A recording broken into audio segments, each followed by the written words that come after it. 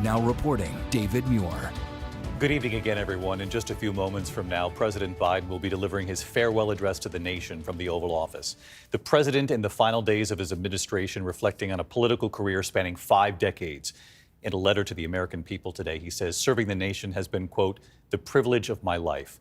Tonight, President Biden is expected to look back at his own legacy while at the same time discussing how he sees the country moving forward. The president writing today, history is now in your hands. He came into the White House when America was in the grips of the pandemic and millions of Americans were out of work. He will leave Washington with unemployment down to 4.1%. The president saying his administration created more than 16 million jobs. 2024 was a record year for the stock market. His crowning achievement, the Bipartisan Infrastructure Act. Despite all of that, many Americans still struggling with the effects of inflation, especially the high cost of groceries. In July, he dropped out of the presidential race amid intense pressure from within his own party and concerns about his ability to serve another term. On Monday, America and the world will witness the peaceful transfer of power, and President-elect Donald Trump will make his return to the White House. Let's listen tonight to President Biden from the Resolute Desk in the Oval Office. My fellow Americans, I'm speaking to you tonight from the Oval Office. Before I begin, let me speak to important news from earlier today. After 8 months of nonstop negotiation, my administration, a ceasefire and a hostage deal has been reached by Israel and Hamas, the elements of which I laid out in great detail in May of this year.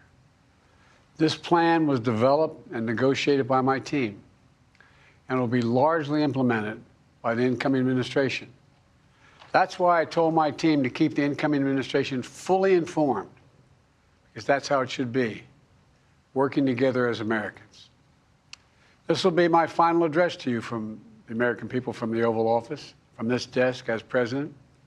And I've been thinking a lot about who we are and maybe more importantly, who we should be.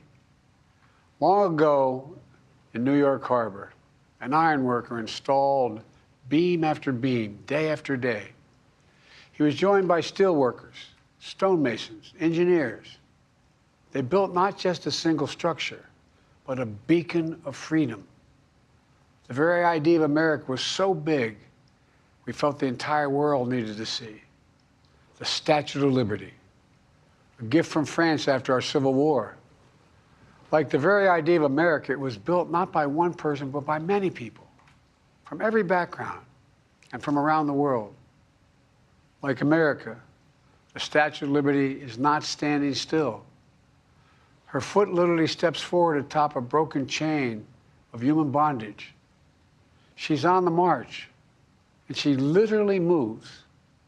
She was built to sway back and forth to withstand the fury of stormy weather, to stand the test of time because storms are always coming. She sways a few inches, but she never falls into the current below. An engineering marvel. The Statue of Liberty is also an enduring symbol of the soul of our nation, a soul shaped by forces that bring us together and by forces that pull us apart. And yet, through good times and tough times, we've withstood it all. A nation of pioneers and explorers, of dreamers and doers, of ancestors native to this land, of ancestors who came by force, a nation of immigrants who came to build a better life. A nation holding the torch of the most powerful idea ever in the history of the world, that all of us are created equal, that all of us deserve to be treated with dignity, justice, and fairness, that democracy must defend and be defined and be imposed, moved in every way possible. Our rights, our freedoms, our dreams. But we know the idea of America, our institution, our people, our values that uphold it are constantly being tested. Ongoing debates about power and the exercise of power, but whether we lead by the example of our power or the power of our example, whether we show the courage to stand up to the abuse of power or we yield to it. After 50 years at the center of all of this, I know that believing in the idea of America means respecting the institutions that govern a free society. The presidency, the Congress, the courts, a free and independent press, institutions that are rooted, they just might not reflect the timeless words, but they echo the words of the Declaration of Independence. We hold these truths to be self-evident. Rooted in the timeless words of the Constitution, we the people. Our system of separation of powers, checks and balances, it may not be perfect, but it's maintained our democracy for nearly 250 years, longer than any other nation in history that's ever tried such a bold experiment. In the past 4 years, our democracy has held strong. And every day I've kept my commitment to be president for all Americans through one of the toughest periods in our nation's history. I've had a great partner in Vice President Kamala Harris. It's been the honor of my life to see the resilience of essential workers getting us through a once-in-a-century pandemic, the heroism of service members and first responders keeping us safe, the determination of advocates standing up for our rights and our freedoms instead of losing their jobs to an economic crisis that we inherited. Millions of Americans now have the dignity of work. Millions of entrepreneurs and companies creating new businesses and industries, hiring American workers, using American products. And together, we've launched a new era of American possibilities. One of the greatest modernizations of infrastructure in our entire history, from new roads, bridges, clean water, affordable high-speed internet for every American.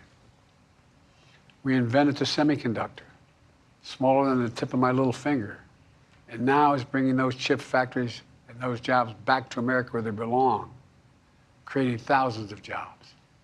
Finally, giving Medicare the power to negotiate lower prescription drug prices for millions of seniors. And finally, doing something to protect our children and our families by passing the most significant gun safety law in 30 years and bringing violent crime to a 50-year low, meeting our sacred obligation to over 1 million veterans so far who are exposed to toxic materials, and to their families, providing medical care and education benefits and more for their families. You know, it will take time to feel the full impact of all we've done together. But the seeds are planted, and they'll grow and they'll bloom for decades to come. At home, we've created nearly 17 million new jobs, more than any other single administration, a single term. More people have health care than ever before. And overseas, we've strengthened NATO. Ukraine is still free. And we pulled ahead of our competition with China, and so much more. I'm so proud of how much we've accomplished together for the American people.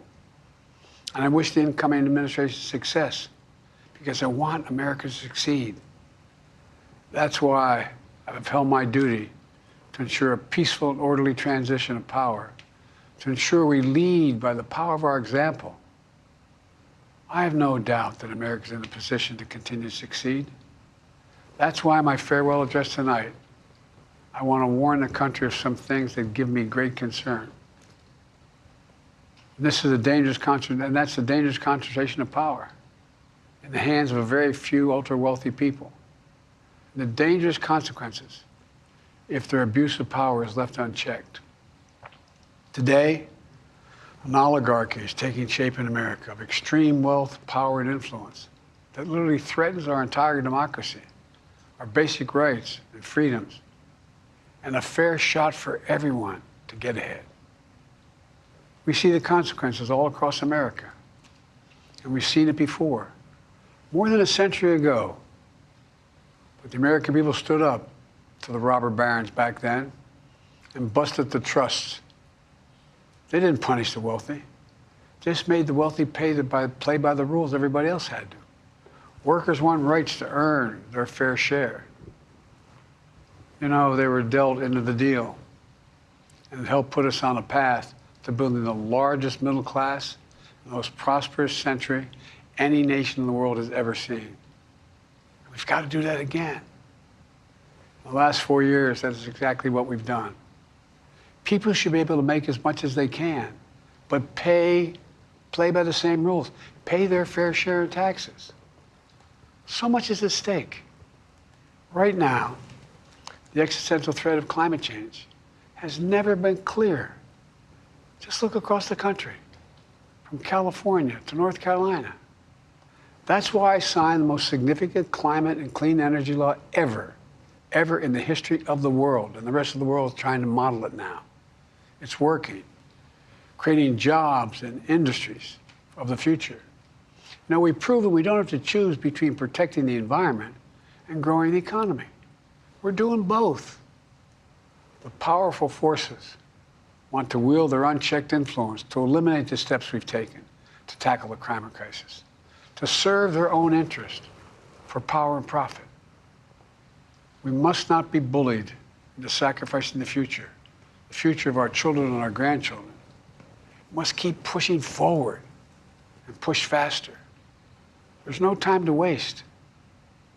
It's also clear that American leadership in technology is an unparalleled source of innovation that can transform lives. We see the same dangers of the concentration of technology, power, and wealth. You know, his farewell address, President Eisenhower spoke of the dangers of the military-industrial complex. He warned us then about, and I quote, the potential for the disastrous rise of misplaced power, end of quote. 6 decades later, I'm equally concerned about the potential rise of a tech-industrial complex that could pose real dangers for our country as well. Americans are being buried under an avalanche of misinformation and disinformation, enabling the abuse of power. The free press is crumbling. Editors are disappearing. Social media is giving up on fact-checking. The truth is smothered by lies told for power and for profit. We must hold the social platforms accountable to protect our children, our families, and our very democracy from the abuse of power. Meanwhile, artificial intelligence is the most consequential technology of our time, perhaps of all time. Nothing offers more profound possibilities and risks for our economy and our security, our society, for humanity. Artificial intelligence even has the potential to help us answer my call to end cancer as we know it. But unless safeguards are in place, AI could spawn new threats to our rights, our way of life, to our privacy, how we work, and how we protect our nation. We must make sure AI is safe and trustworthy and good for all humankind. In the age of AI, it's more important than ever that the people must govern. And as the land of liberty, America, not China, must lead the world in the development of AI. You know, in the years ahead, it'll help to be, it's going to be up to the presidency, the Congress, the courts, the free press, and the American people to confront these powerful forces. We must reform the tax code, not by giving the biggest tax cuts to billionaires, but by making them begin to pay their fair share. We need to get dark money. That's that hidden funding behind too many campaigns contributions. We need to get it out of our politics. We need to enact an 18-year time and term, for the strongest ethics reforms for our Supreme Court. We need to ban members of Congress from trading stock while they're in the Congress. We need to amend the Constitution to make clear that no president is immune from crimes that he or she commits while in office. The president's power is not limited. It's not absolute, and it shouldn't be. And in a democracy, there's another danger to the concentration of power and wealth. It erodes a sense of unity and common purpose. It causes distrust and division. Participating in our democracy becomes exhausting and even disillusioning. And people don't feel like they have a fair shot. We have to stay engaged in the process. I know it's frustrating.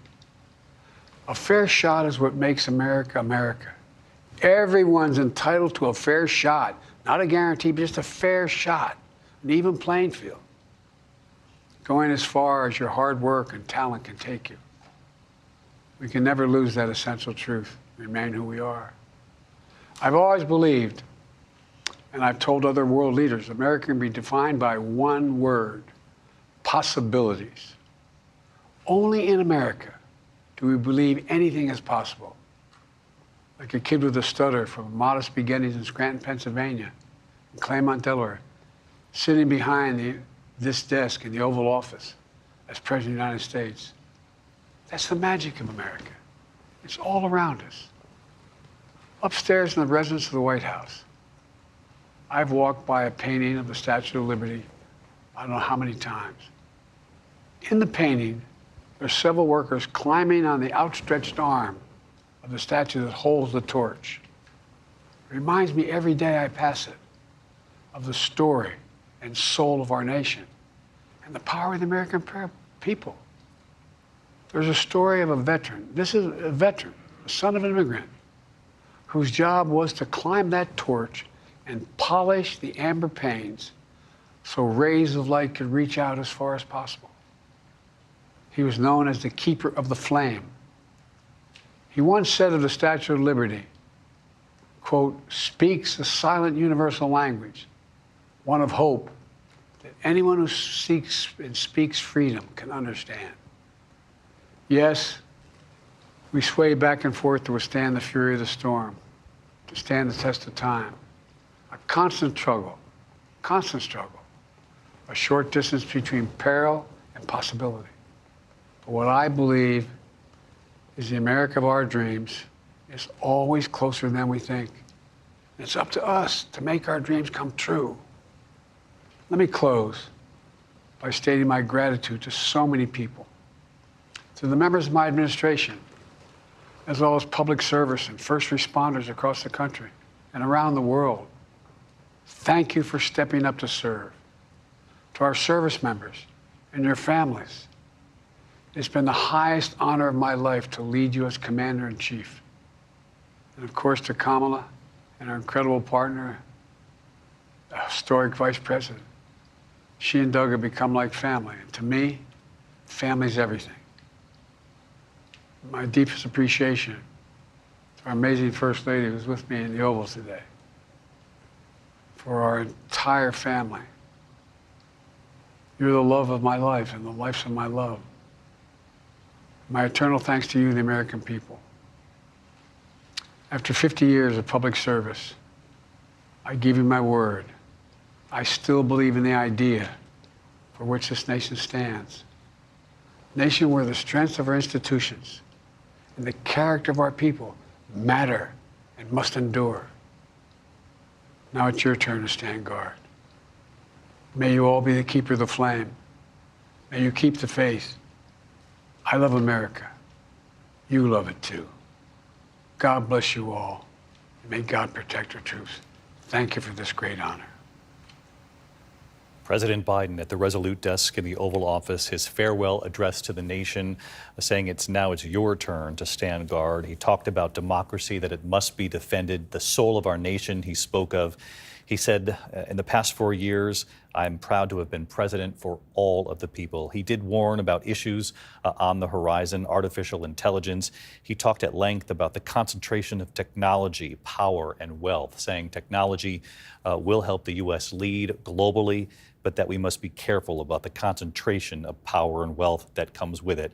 He talked about the dangers of disinformation, falsehoods, the lack of fact-checking, and the lies that have permeated the discussion in this country. But in the end, he said, I believe in defending possibilities and in defending democracy. And our chief White House correspondent, Mary Bruce, he made it very clear. He said, history essentially is now in your hands, to the American people. Exactly, David. This was a chance for President Biden to tout his accomplishments, try to define his own legacy, but also